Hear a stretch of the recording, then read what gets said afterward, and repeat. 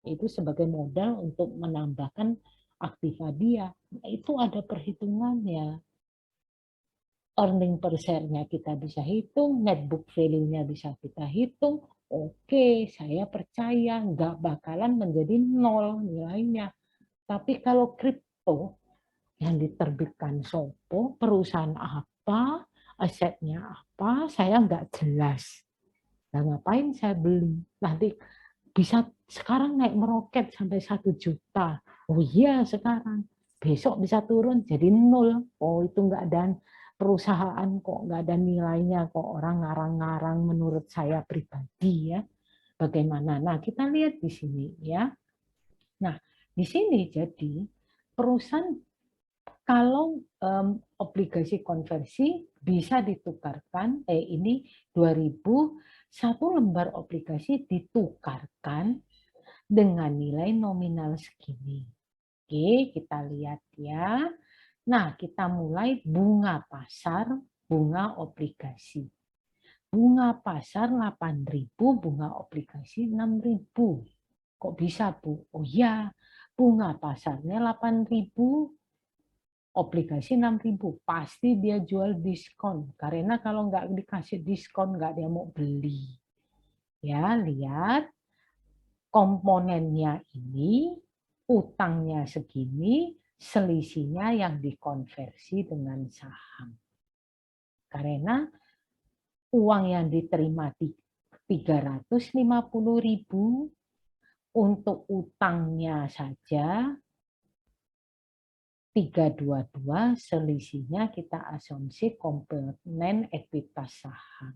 Nah, ini nggak usah jurnal lah kalau saya karena otomatis kepala saya tuh langsung debit kredit ya, tapi berarti yang menjual itu terima uang, dia punya kewajiban bayar utang dan dia punya kewajiban memberikan saham konversi sekian harganya.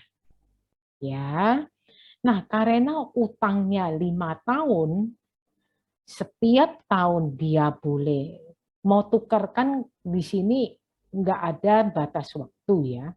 Mau tukarkan tahun pertama boleh, tahun kedua boleh, nggak jadi tukarkan ya boleh, tetapi batas waktunya 5 tahun. Nah, kemudian di sini dia yang ini kita buat 5 tahun kita terima uang kan hanya 322. 5 tahun akan menjadi 350. Ini bunga, ini biaya bunga, dan seterusnya lah ya.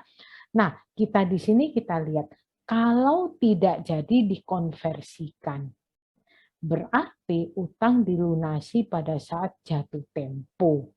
Udah kita keluarkan duit 350 juta, bayar ke orang karena nggak jadi menukarkan ke saham. Ini kok bisa 350 juta? Ya iya memang utangnya nilainya 350 kok.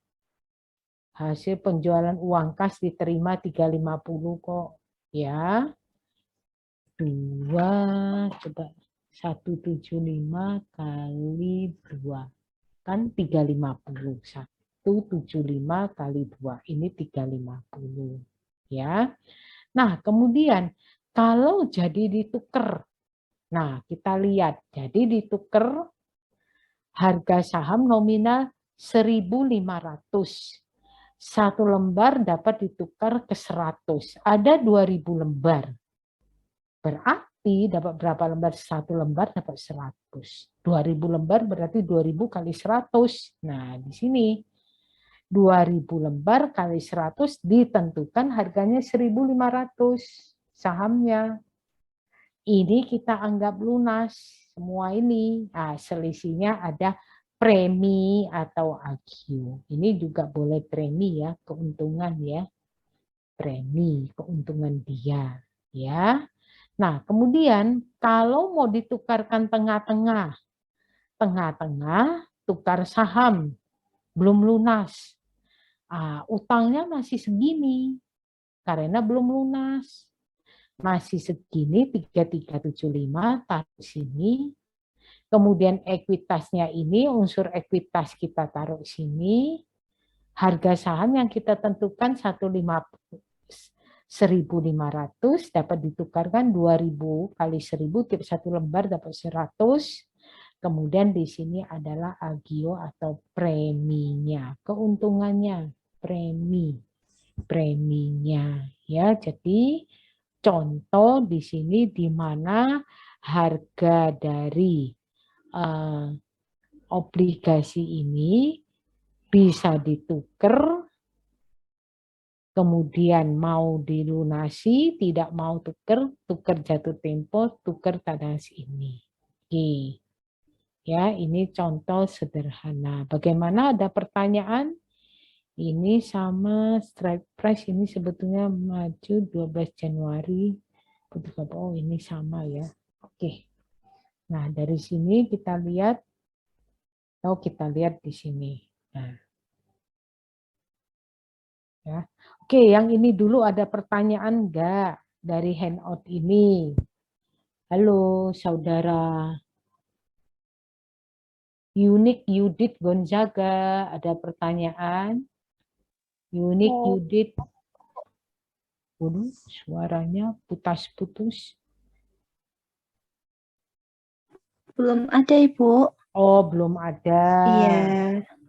Kemudian saudara Muhammad Haris Maulana, ada pertanyaan? Halo Muhammad Haris Maulana. Hilang ya. Oke, kalau enggak itu handout sudah saya kasih, kita lihat sama-sama ini karakteristik kerugian dan keuntungan. Kapan kita rugi, kapan kita untung ya.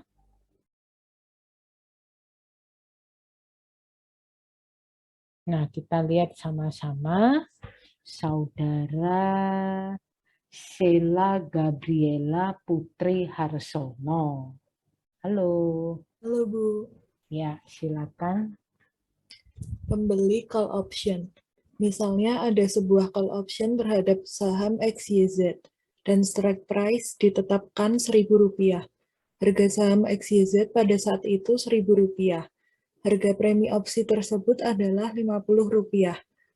Karakteristik keuntungan dan kerugian call option sedikit berbeda dengan karakteristik keuntungan dan kerugian yang akan diperoleh investor jika membeli saham. Besarnya keuntungan atau kerugian yang bisa diperoleh kedua investor tersebut tergantung pada harga saham XYZ pada saat expiration date. Oke, kita lihat ya. Strike price ditetapkan 1.000, harga saham 1.000, premi opsi 50. Nah, kalau sekarang harga yang kita diberitahu nanti harganya naik turun. Nah, ini ya. Ini kan kita harga saat itu sama dengan strike price ya. Ini. Nah, kalau besok-besok ini harga bisa naik turun. Nah, mari kita lihat ya di sini ya, kita lihat kalau kita call ini ya, pembeli saham EZ, pembeli call option. Nah, di sini kita lihat keuntungan kerugian. Nah, kalau beli saham, kalau beli option. Jadi kalau beli saham itu ya kita nggak beli harganya berapa gitu aja. Jadi kita nggak membooking periode tertentu harga di bawah ini. Nah itu nggak. Kalau pembeli saham itu, oh harganya 1.200, nanti saya beli.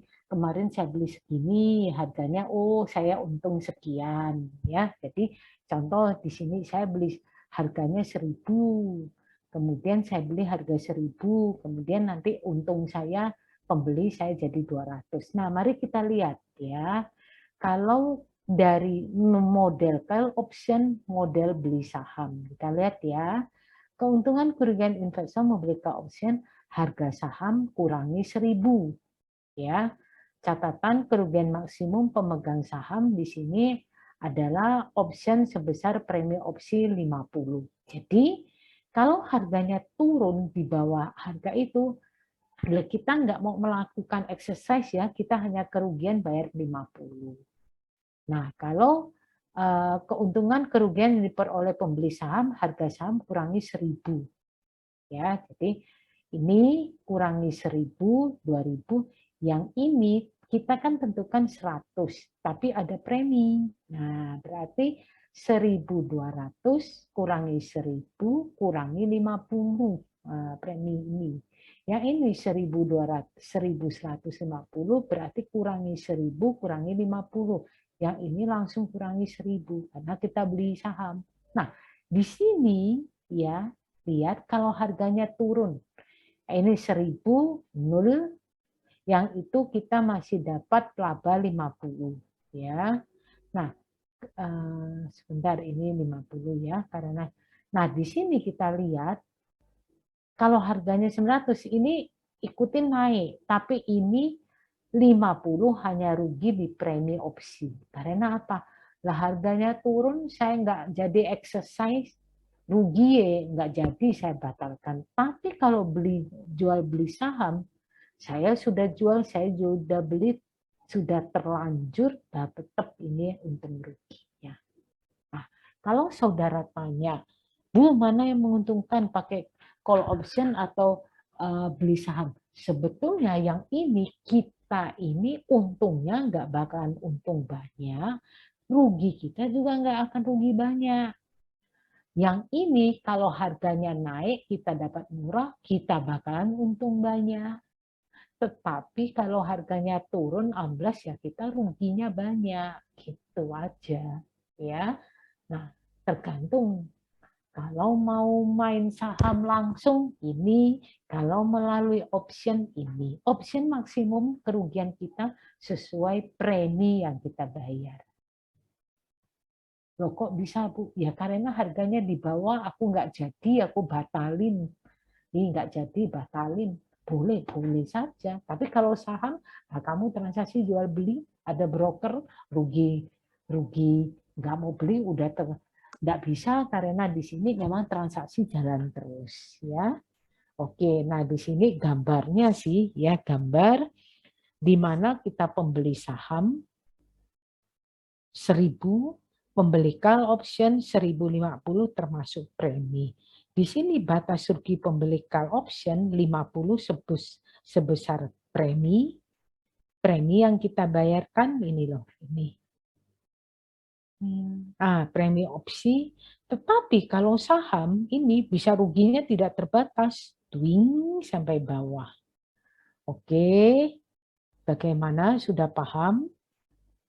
Lalu yang namanya saudara siapa nih? Saudara Ingga Wulandari. Halo Mbak Ingga Wulandari. Selamat malam Bu Tere. Ada pertanyaan Mbak Ingga?